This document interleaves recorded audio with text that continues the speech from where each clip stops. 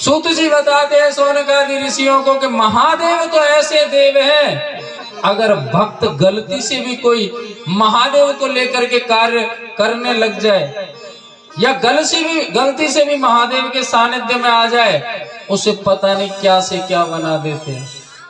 एक चोर को कुबेर भंडारी बना दिया मेरे भोलेनाथ ने। कहते एक कामपिल्य नगर में यज्ञदत्त नाम का ब्राह्मण रहता था। एक ब्राह्मण रहता था यज्ञदत्त उसका नाम था, वैष्णव धर्म का पालक था वो। कहते हैं वेद विद्या में पारंगत यानी विद्वान ब्राह्मण था।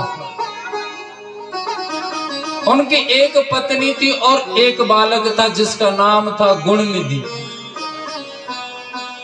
और कहते हैं जिस घर में एक बालक होता है उस घर में बिगड़ने के चांस ज्यादा होते हैं उस बालक के। क्यों?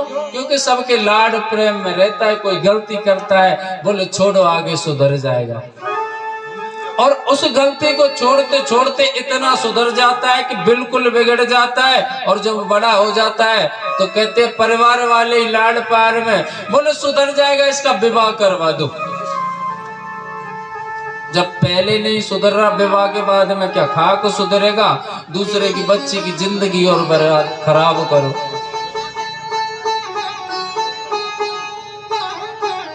दूसरे की बच्ची की जिंदगी और खराब करो, विवाह की सलाह देते हैं। ऐसा ही हुई गुणनिधि के यहाँ पर। एक बालक था, पंडित जी तो प्रातः 6 बजे निकल जाते थे घर से पूजा पाठ कराने के लिए यजमानों के यहाँ। अब दिन में क्या हो रहा है और क्या नहीं हो रहा है, रात को लेट आते थे और आकर के अपना विश्राम करते थे। बालक को थोड़ा लाड़ दुलार भी कर लेते थे। कभी जल्दी आ जाते तो कहते हैं पूछते कि गुणनिधि कहाँ गया है, बेटा कहाँ गया है, लाडला तो है ही है। कहते हैं इस जगह पे जहाँ संतान एक होती है, खास करके पुत्र, वहां पर उसको बिगाड़ने में अहम रोल रहता है माताओं का। माताओं का अहम रोल रहता है उसमें बच्चे को बिगाड़ने का। गुणनिधि पूछ रहा है कि पुत्र कहाँ है, गुणनिधि कहाँ है। मैया क्या कह रही है पता नहीं, अभी तो यहाँ पे पढ़ रहा था पुस्तक लेकर के, मंदिर गया होगा, हो सकता है भगवान के दर्शन करने के लिए गया होगा, आरती करने के लिए गया होगा। लेकिन सत्यता ये थी कि गुणनिधि वो बालक था कि जिसके कहते भगवान से वो कोसों दूर चलता था। वो सीधी कहता था कि भगवान कोई होता ही नहीं है, ये मन का वहम है। कभी जीवन में उसने मंदिर नहीं देखा। वो जाता कहाँ जाता, अपने मित्रों के साथ है, मित्रों के साथ में जाता। और मित्रों की जो संगति है, संगति का बहुत बड़ा असर होता है, संगति बिगाड़ देती है। वो बालक बिल्कुल बिगड़ गया, इसमें कोई शक नहीं बचा। घर से धन ले जाता माता से, कहते हैं उस धन को लौटाने के लिए कुकर्मों में पड़ गया, अवगुणों में पड़ गया, मदिरापान करने लगा, वैश्यागमन करने लगा, जुआ खेलने लगा। एक दिन की बात है, जब धन धीरे धीरे सब ले गया तो एक दिन पिता की अंगूठी को चुरा करके ले गया। किसी यजमान ने उनको भेंट में दी थी और कहते हैं बहुमूल्य, यानी बहुत अधिक कीमत की थी वो, और उसे ले गया, जुए में हार गया। जुए में हारने के बाद की बात है कि कुछ दिन बाद वो जिसके साथ में जुआ खेला और जिससे हार गए, वो व्यक्ति उस अंगूठी को पहन करके बाजार में जा रहा था तो पंडित जी को एकदम से नजर पड़ गया। पंडित जी ने आकर के पूछा, भैया ये अंगूठी आपके पास कहाँ से आई, ये अंगूठी आपके पास में कहाँ से आई? तो वो वहां से बोले, ये अंगूठी तो मेरी है। बोले क्यों झूठ बोलते हो भैया, अंगूठी तो ये मेरी है। वो कह रहे हैं कि पंडित जी आपकी अंगूठी थी, अंगूठी है नहीं आपकी, वो थी। आपका बेटा जुए में हार गया, जुए में हार गया। बोले हाँ। बोले क्यों बदनाम करता है तू मेरी औलाद को, मेरे पुत्र को? वो तो धर्मात्मा है, वो कोई बिगड़ा हुआ नहीं है। और जहां तक कहते हैं जब पिता घर में आकर के पूछता है और माता कह रही कि मंदिर गया होगा, पिताजी कौन से देखने के लिए आ रहे हैं, उनको तो बड़ी खुशी होती थी, चलो भगवान को लेकर के साथ में चल रहा है, भगवान के दर्शन करने के लिए जा रहा है, तो मेरा पुत्र तो धर्मात्मा ही होगा। लेकिन वहां वो कह रहे हैं कि जुए में हार गया, कहते उनसे लड़ाई करने लग गए। मेरा पुत्र तो धर्मात्मा है, उसकी संगति कोई गलत नहीं है, और मुझे जहां तक वहां तक याद है उसका कोई मित्र भी नहीं है। क्यों बदनाम करते हो? आपको ये अंगूठी रखनी है तो रखो। मैंने कौन सी खरीदी है? किसी ने, यजमान ने दी थी मुझे, लेकिन आप कह रहे हो ये आपकी है। ठीक है आपकी, लेकिन आज से ये मत कहना कि आपका पुत्र जुआरी है। बोले पंडित जी किस गलत फहमी में घूम रहे हो तुम? कोई धर्मात्मा नहीं है आपकी संतान।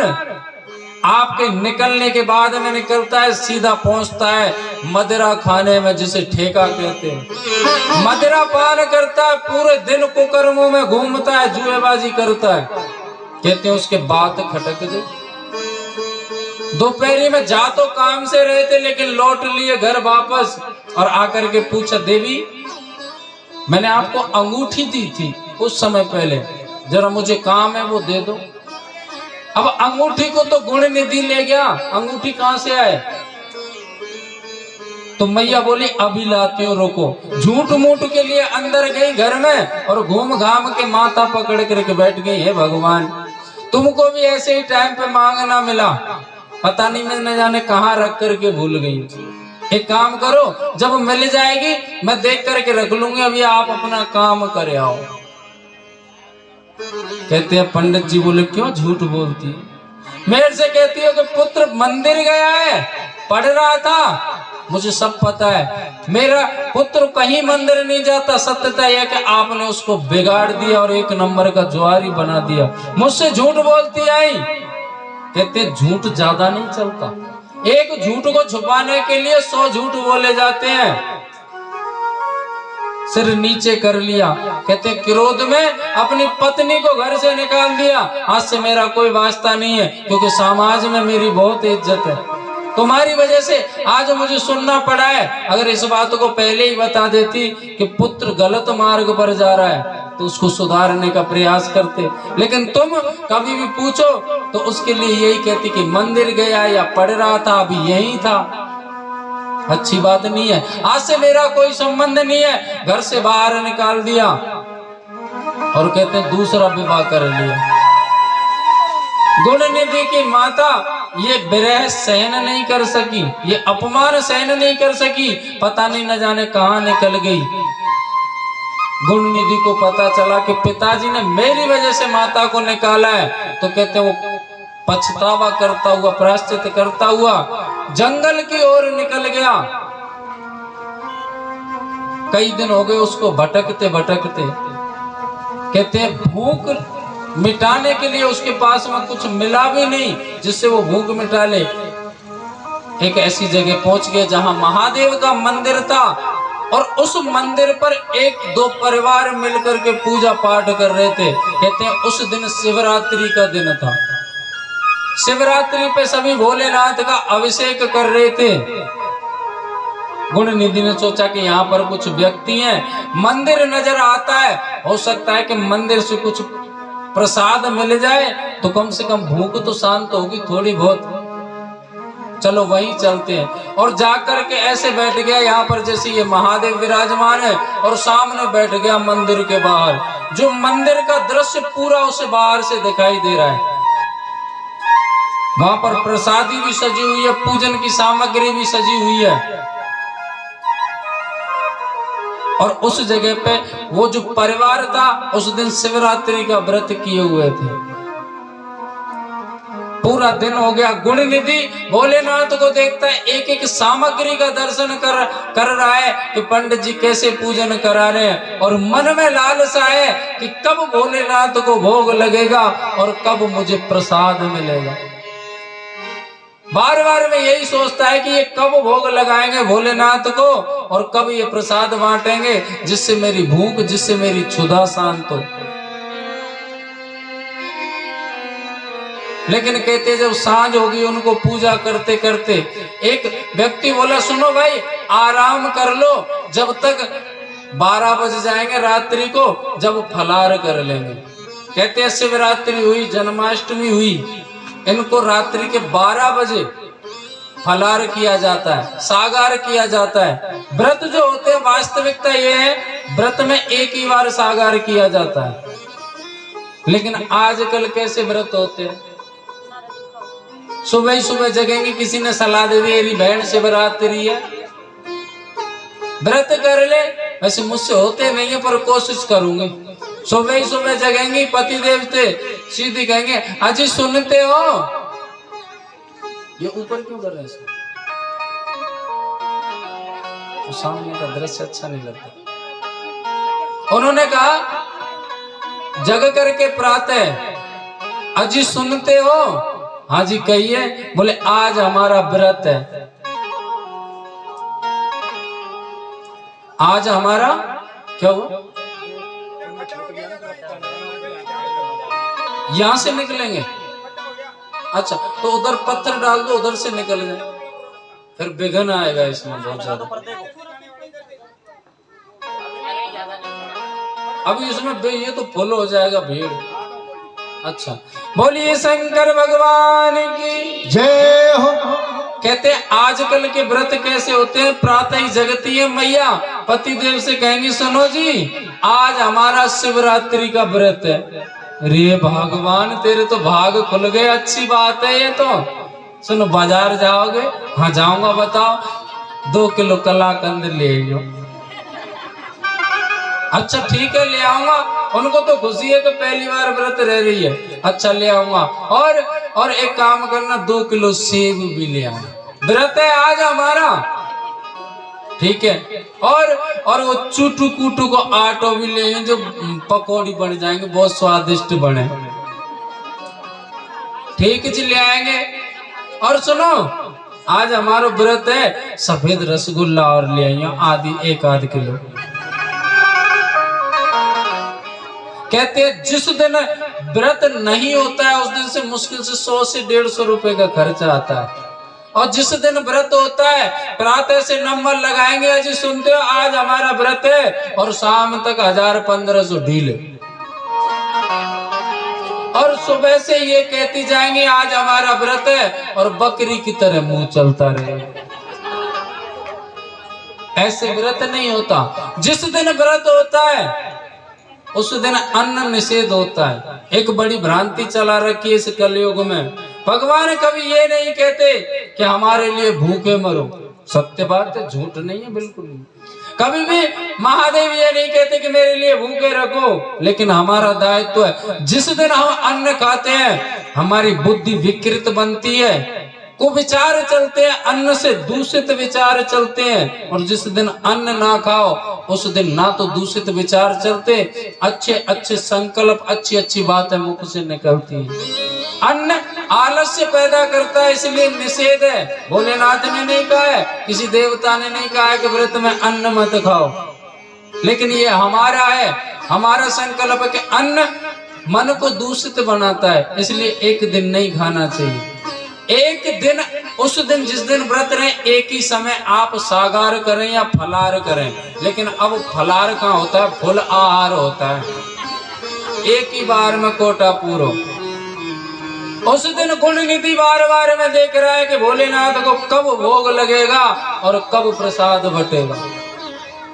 एक मुखिया बोले भैया आप विश्राम कर लो, जब तक अपने परिवार वालों से कह रहा है आप विश्राम कर लो, तत्पश्चात रात्रि के 12 बज जाएंगे फिर भोजन प्रसादी बांटेंगे। गुण निधि ने सुना, बोले ये क्या हुआ, या तो भूख के मारे प्राण निकले जा रहे हैं और इन्होंने 12 बजे तक का समय दे दिया।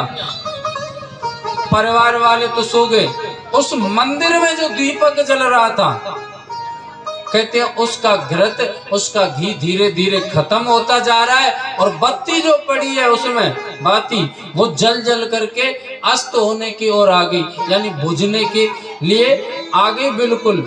गुण निधि ने कोई विचार ही नहीं किया। पहले लाइट नहीं हुआ करती थी, दीपकों से उजाला होता था। गुण निधि ने देखा कि दीपक बुझ जाएगा तो मुझे कुछ दिखाई नहीं देगा, चलो जल्दी से दीपक जला करके आऊं। सब सोए हुए हैं, गुण निधि उठ करके गया, दीपक के पास पहुंचा महादेव के मंदिर में, और दीपक में तेल तो थोड़ा बहुत है लेकिन बत्ती बिल्कुल बुझने की कगार पे। गुण निधि ने विचार नहीं किया, अपने तन पर जो वस्त्र पहन रखा था कपड़ा उसको फाड़ा और बत्ती बट करके उस दीपक में डाल करके उसको जला दिया।